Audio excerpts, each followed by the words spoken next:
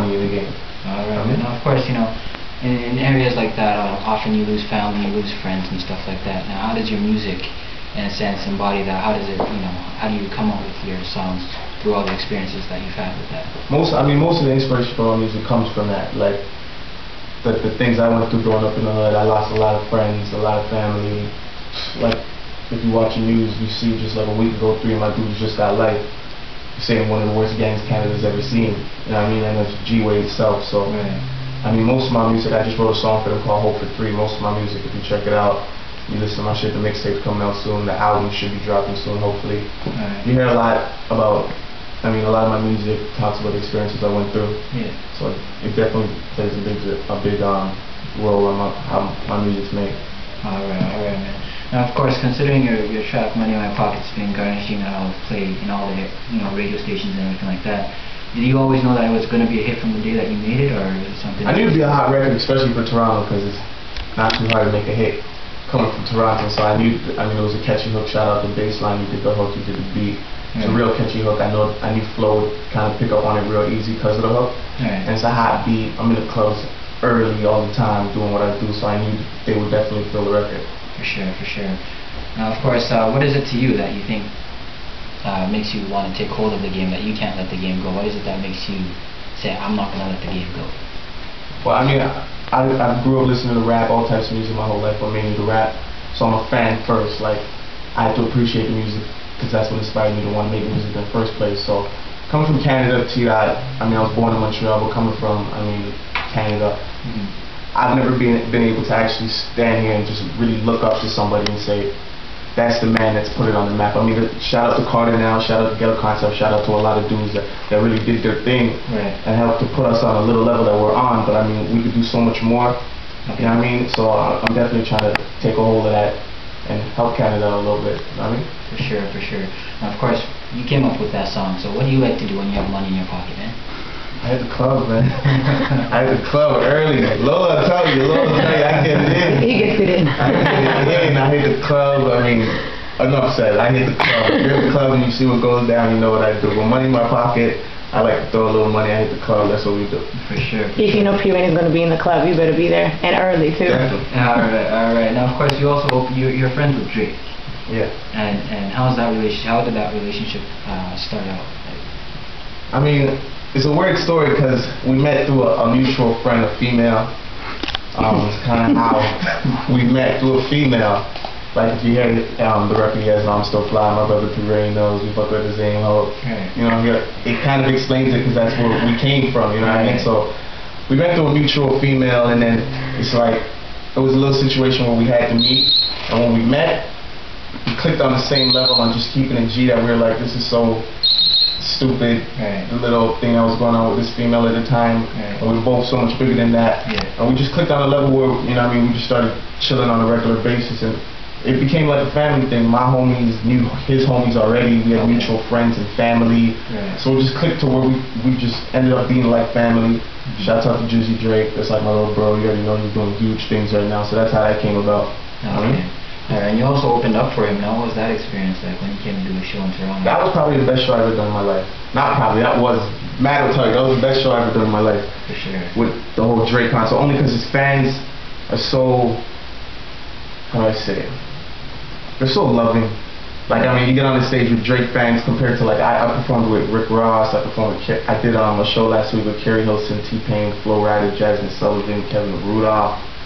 And that was a great show, but I've never done nothing like, once you just step on the stage of the Drake show, you can just feel the energy in the crowd, like, they just start showing you a lot of love right away. And it's never even been done in T. I've been to all the shows, I've seen all the artists perform, it's never been done. So just hitting the stage right before Drake and being the only person to open up for Drake was a great experience. I wish I could relive it, because it was that good. And what do you think it is that makes him different from, I guess, all the other ones? I think because he doesn't try to be something he's not. Because the game right now is like a lot of gangster rap, a lot of dope music, dope boy music, all that's real cool, but we gotta get the color real quick. All that's real cool, but it's like a lot of artists in the game are saying trying to bring hip hop back only because he speaks on a lot of life experiences, stuff that we don't really hear about. Because I mean, rap's basically based on hood music now. Right. So you're getting to see it from a different light because he doesn't talk about that because that's not where he's from. For sure. And I like him because for the fact that he doesn't try to portray that negative side because he knows he's not from there. Yeah. So I think it's giving people a chance to like hear something new. It's kind of like the game's going full circle. It started out backpack rap and all that, switched to gangster rap, dope boy music, and now it's going right back around. So I guess it's like a breath of fresh air for people to listen to. All right, man. Of course, you have that saying called loyalty is priceless. Now, Yeah, tattooed. It's tattooed on a lot of folks in Yeah, that. reps up.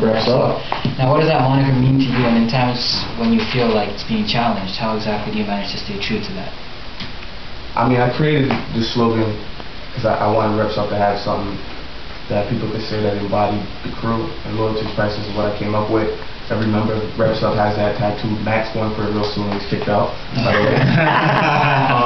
So loyalty is priceless. It means a lot because coming from where we came from, we lost a lot of friends along the way, not only to gun violence and stuff like that, but also to them just being not trustworthy, unloyal people. So I mean, we kind of strayed away from a lot of people. We lost a lot of people that were originally in Reps Up just coming to the point we're at now. Right. I've seen a lot of things come out at them in certain situations, so loyalty's priceless, something we definitely believe in.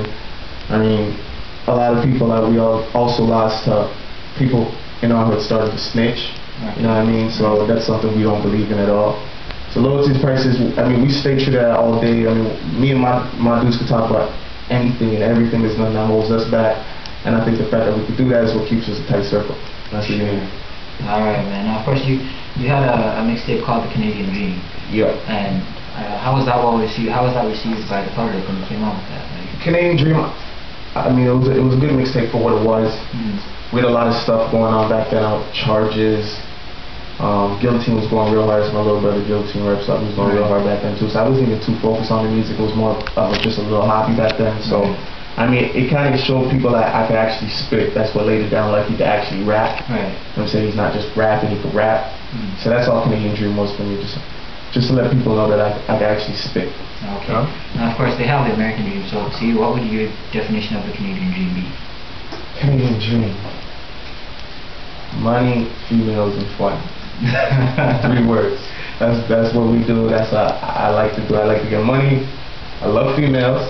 And we like to have a lot of fun. We like to enjoy life, so that's what that's about. Can I say that I'm living it right now. Alright, so you're living that dream right now. That's what it is. So, what's some of your upcoming work that you're coming out that we need to be aware of?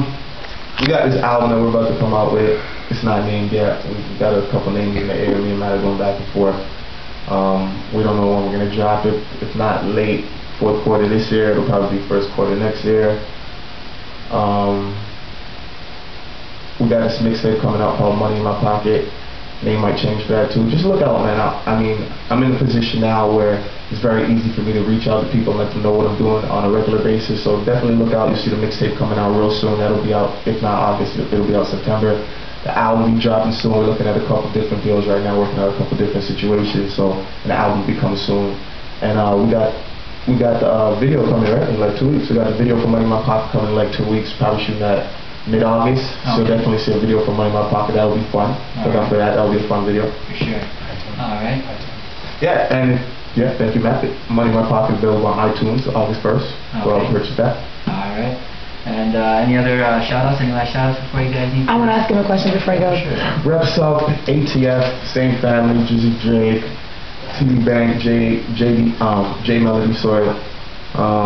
Guillotine just came home. We started a lot of music from him real soon. Shout out to Ghost Style. That's my hype man. You'll see what he does on stage. Follow me on Twitter, man. I'm on Twitter real hard. Twitter.com/prain. MySpace.com/prain. My website's up. It'll be working real soon. prain.com. And shout out to everybody in T-Dot doing their thing. Because I mess with everybody. I got a lot of love for every rapper, every singer, every dancer, every model out here doing their thing. I show a lot of love. All right. That's what it is, man. Let's roll it. Go ahead, man. Okay.